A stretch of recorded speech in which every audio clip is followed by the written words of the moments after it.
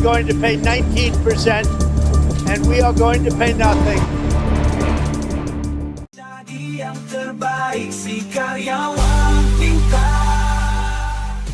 Baru gua buka berita pagi ini. Trump resmi pasang tarif 19% buat Indonesia. Xi Jinping hilang dari KTT BRICS. India diam-diam nego dagang sama Amerika. Dan Amerika Serikat kirim rudal Patriot ke Ukraina. Semua itu bukan kebetulan. BRICS yang katanya blok ekonomi masa depan malah pecah dari dalam. Lo pikir ini perang dagang biasa? Enggak. Ini pertarungan siapa yang paling cepat nyelamatin diri. Chapter 1, Xi Jinping hilang, BRICS rontok. Bayangin lo lagi rapat akbar buat nentuin masa depan koalisi ekonomi terbesar di luar G7, tapi tokoh utamanya malah nggak muncul. Itu yang kejadian di KTT BRICS di Rio de Janeiro awal Juli 2025. Untuk pertama kalinya dalam 12 tahun, Xi Jinping nggak hadir. Bukan karena sakit atau force majeure. Nggak ada pernyataan resmi, nggak ada alasan publik. Yang hadir cuma Perdana Menteri Li Qiang mewakili China. Secara teknis, summit tetap jalan. Tapi lu bisa rasain, auranya beda. BRICS itu dibangun di atas dominasi ekonomi China. Saat Xi absen, sinyal yang dikirim ke dunia jelas. Ada keretakan dalam rumah sendiri. Gustavo de Carvalho dari South African Institute bilang, kalau negara paling besar aja nggak anggap penting, negara lain bakal mikir 2 kali soal komitmen jangka panjang. Dampaknya langsung terasa. Deklarasi penutup summit bicara soal penolakan tarif dan sanksi, tapi semuanya pakai istilah halus. Nggak ada yang nyebut Amerika secara langsung, padahal Trump udah ancam tarif 10% ke semua negara BRICS, bahkan sebelum summit dimulai. Lo pikir itu kebetulan? Perdagangan antar anggota BRICS cuma 700 miliar dolar Amerika. Bandingin dengan nilai dagang Amerika Serikat Uni Eropa yang sudah tembus hampir 2 triliun dolar Amerika Serikat. Pasar langsung bereaksi. Aliran dana dari ETF Emerging Market anjlok lebih dari 4 miliar dolar Amerika dalam 3 hari. Investor nyumbau konflik dari dalam, bahkan sebelum perang dagang dimulai. Satu kursi kosong yang ditinggal sih bikin semua orang sadar. BRICS bukan blok yang solid, ini rumah megah yang fondasinya mulai retak. Chapter 2. Trump main keras, tarif dan rudal sekaligus. Baru sehari setelah KTT BRICS selesai, Trump muncul di Ohio dan langsung ngegas. Dia umumkan tarif dasar 10% buat semua negara yang dianggap mendukung BRICS. Tapi nggak berhenti di situ. Brasil dihantam 50%, Afrika Selatan 30%, dan Indonesia. Setelah negosiasi cepat 17 menit dengan Presiden Prabowo, tarif kita ditetapkan di angka 19%. Tanpa basa-basi, Trump bilang, Indonesia has chosen its side. Yang bikin mencekam, di hari yang sama, Pentagon ngumumin pengiriman tambahan rudal Patriot ke Ukraina. Amerika nggak cuma main ekonomi, mereka main geopolitik. Diplomasi gaya Trump itu 2 tangan. Yang satu angkat tarif, yang lain angkat senjata.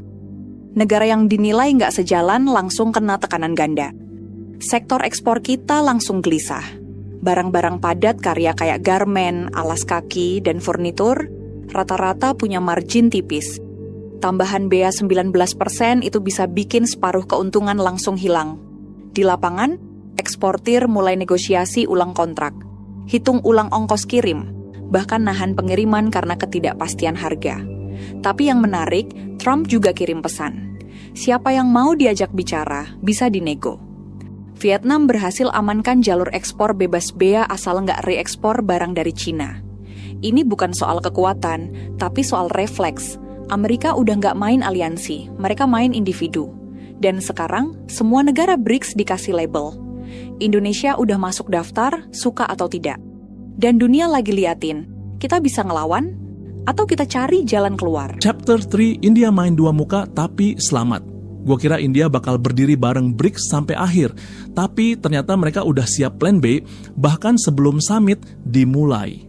Sehari sebelum KTT BRICS ditutup, Trump di Ohio bilang, kita sangat dekat dengan perjanjian perdagangan dengan India. Reuters dan BBC langsung naikin headline soal mini deal yang katanya bakal nafasin industri farmasi, drone, dan layanan IT India. Belum ada angka resmi, tapi disebut bisa dorong ekspor miliaran dolar. Yang bikin mind blown, India tetap hadir penuh di KTT.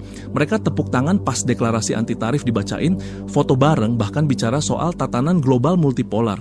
Tapi di belakang layar, mereka nego diam-diam. Bukan buat gaya, tapi buat jaga napas ekonomi. Karena kalau tarif 200% beneran diterapkan, obat-obatan generik buatan India bisa nggak masuk pasar Amerika sama sekali.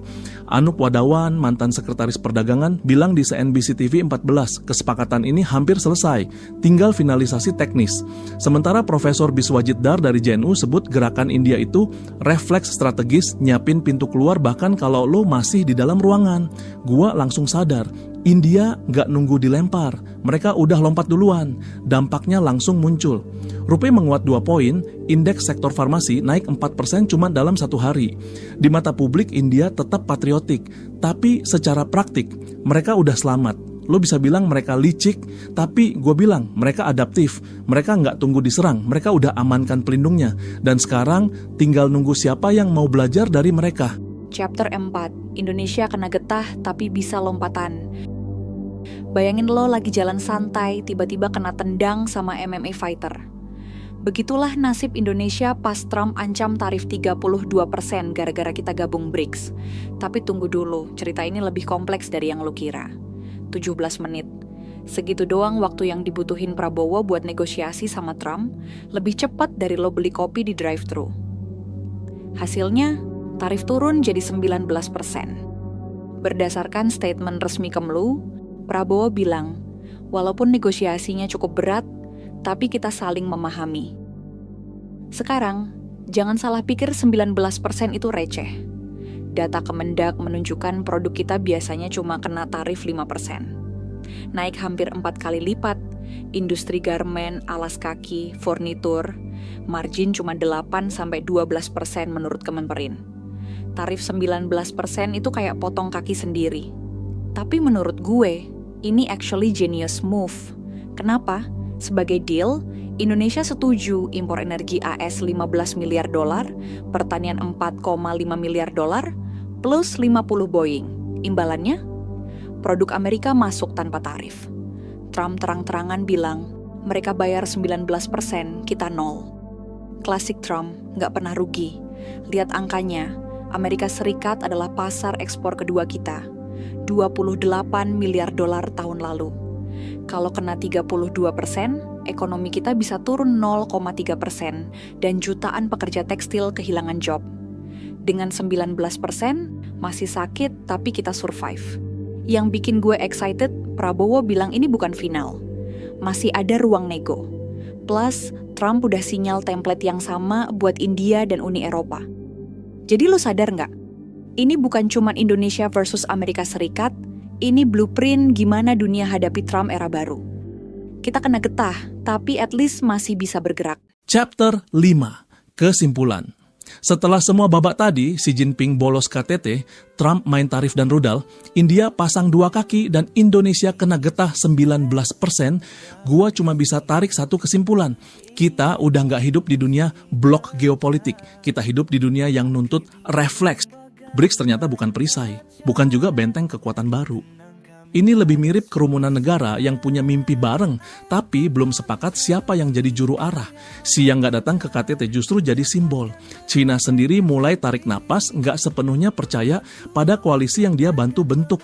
Dan India, mereka tepuk tangan di podium, tapi diam-diam nego di lorong Washington. Mereka nggak nunggu dilempar, mereka udah lompat duluan. Trump bukan sekadar ngancam. Dia kasih sanksi nyata, tapi juga kasih pintu buat siapapun yang mau bicara. Negara yang lambat bakal dihukum, yang cepat bisa dinego. Vietnam udah buktikan, India udah selamat. Sekarang giliran Indonesia, kita udah punya momentum. Udah ada negosiasi LNG, Boeing, bahkan akses gandum bebas bea. Kita punya Batam buat tawarin fasilitas perawatan pesawat. Kita punya tenaga digital buat bangun data center hijau. Dan yang paling penting, kita punya narasi sendiri. Kalau kita mau ambil, gua nggak bilang ini mudah. Tapi di dunia yang makin berisik ini, yang bertahan bukan yang paling kuat. Tapi yang paling sadar, kapan harus berhenti diam dan mulai jalan duluan. Kita nggak harus pilih 100% BRICS atau 100% Amerika. Tapi kita harus 100% pegang kendali. Sekarang pertanyaan buat lu, apakah Indonesia harus tetap loyal ke BRICS dan tanggung semua konsekuensinya? Atau kita ambil jalan kayak India, nego keras tapi demi selamatin ekonomi rakyat? Tulis pendapat lu di komentar.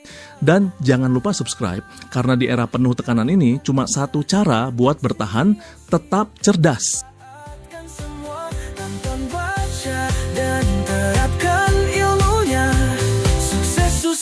dan promosi kerja menantimu.